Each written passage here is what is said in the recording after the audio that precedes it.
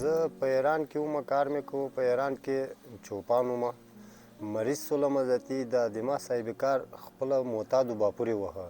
ما ته 2-3 رقمه ګولۍ راوړلې، ومې خوړلې، دې هېڅ په ما باندې اغېزه ونه کړله.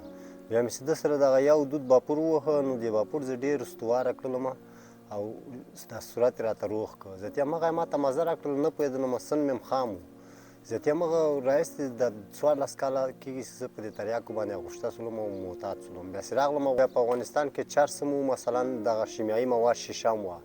بیا مې دلته ورسره چرس او شیشه هم استفاده کړله. نو په ایران کې مې یو تریاک استفاده کول.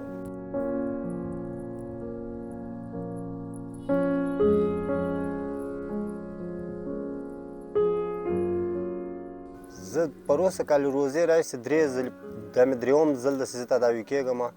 نو 4 میاشتې په یو کمپ کې وم، 3 میاشتې په بل کمپ کې وم. تقریبا دغه ځل سره دا 3م ځل داسې راځم. نو په دې نښه کېږم زه چې باندې ووځم که مسلطه کاروبار نه لرم، مسلطه کاروبار نه لرم، بیا چې ووځم هغه د ما کوم انډیوالان چې دي هغه ټول معتادان دي، یا یې خرڅوي یا یې وهي یا استفاده کوي. زه چې له کمپ نه ووځم بیرته له همغو کسانو سره ما ناسته او پاسته ده، یا مې ساعت ښه تېرېږي. بیا زه پاک یم بیرته ورسم، له هغوی سره چې ناسته ولاړه وکړم، زه بیرته د هغوی په د مجلس کې چې کېنم، دوی وهي یا استفاده کوي او اطاق دودبند دي. ذاتي موږ هم بیرته په دې باندې اغوښته کېږو. که چېرې مثلا موږ داسې یو مشخصه کار ولرو، لاړ شو، یا یو موټر ولرو یا یو مغازه ولرو، بیا په دې عمل باندې نه اغوښته کېږو.